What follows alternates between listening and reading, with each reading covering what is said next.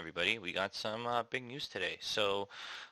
Welcome to Toronto, Ripple. So, Ripple has opened up an office in Toronto, Canada to serve as a crypto hub with plans to initially hire 50 engineers.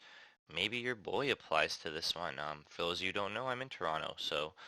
Welcome to Toronto, Ripple. This is what I tweeted out. Anyways, going right into the news, I want to talk about this Bored Ape Nazi stuff. So this has been making waves. I didn't say anything right away because I wanted to make sure I had all my ducks in a row. Now that I've watched the documentary, I deep dived some of the content, and as somebody who does spend some time on 4chan, I can confirm that there is some culture, some 4chan culture, for lack of a better word, that is definitely hidden in here. However, I definitely do want to say, I do think that there is a little bit of a narrative push in there, and that there was some reaching with some of the connections. If you were to go through it yourself, some of the stuff is very obvious and blatant, and you're like, oh yeah, there's clearly some intent there. And then there's other times where there's names that pass around and, terms that get rearranged and this and that.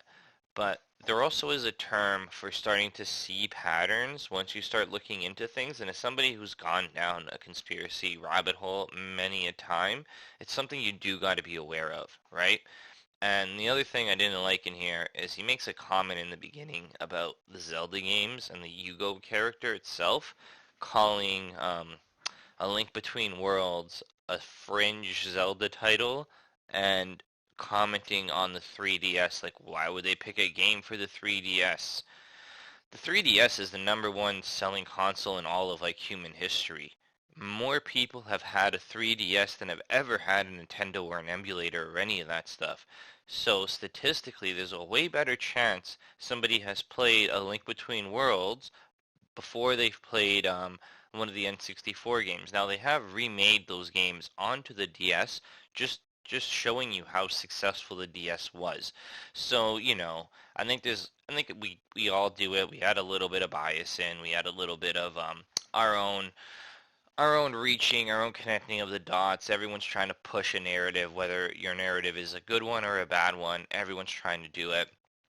On that note, I'm not trying to shit on this guy's thing. I think there's definitely a lot of connections there, and I definitely think the um, Bored Ape Club developers and designers, they deserve to be investigated. There's enough here to say, hey, we got to look into this a little bit more. Come explain yourself. There should be a reporter asking them some real hardballing questions. Get somebody in there who understands the 4chan memes.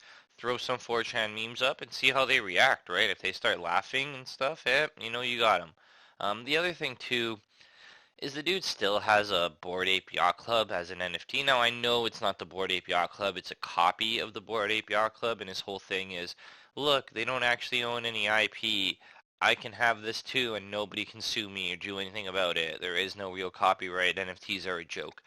I get the concept behind it. However, that's a really big message to get across to people that haven't watched your video. And if all I see is this, you got the fancy border and you got the Bored Ape Yacht Club picture, I don't know that this isn't a Bored Ape. This to me is a Bored Ape. All you're doing is sending the message like, cool, you stole it. You could steal a swastika, it's still a swastika. You could steal a swastika and hang it upside down. Everyone's still going to see a swastika. The message isn't there, right? The idea is there, the concept is there, but the message isn't there. On top of that, if you want to get one of these rip-off Bored Apes, you have to pay for it. So that's a little dirty too. You're trying to send this message, you're trying to push this oh, these guys are Nazis, these guys are bad, don't buy their thing, and the video is, very this is pure evil, and you guys are all stupid for buying this, and all these celebrities are dumb. And here you are selling the exact same thing, calling it something else, but it's the exact same thing. So I don't know. I think there's some conflict of interest there. So I just wanted to touch on that because this seems to be some hot fire. Moving forward, Crypto company Voyager Digital stock has lost half its value in a single day after management warned of a potential default on a US $655 million loan to a troubled hedge fund. So when you deep dive into it, it's a Toronto Stock Exchange listed crypto company. A lot of Toronto news this today, it seems like, but unfortunately their stock dropped to 53 cents and they're facing some liquidation. So not looking good for them today. There's been a lot of collapse as we know. Luna, Galaxy Digital. There's been we've had, who else did we have in there? I have it over here, but we had a bunch. We've had a bunch of liquidations. Everyone was talking about this time is different. This time is different. It's not retail getting absolutely screwed in the drop. It's the big investors. It's that big industry money that we wanted to come into the space has come into the space, and now they're getting riggedy wrecked. So moving on into even some bigger news.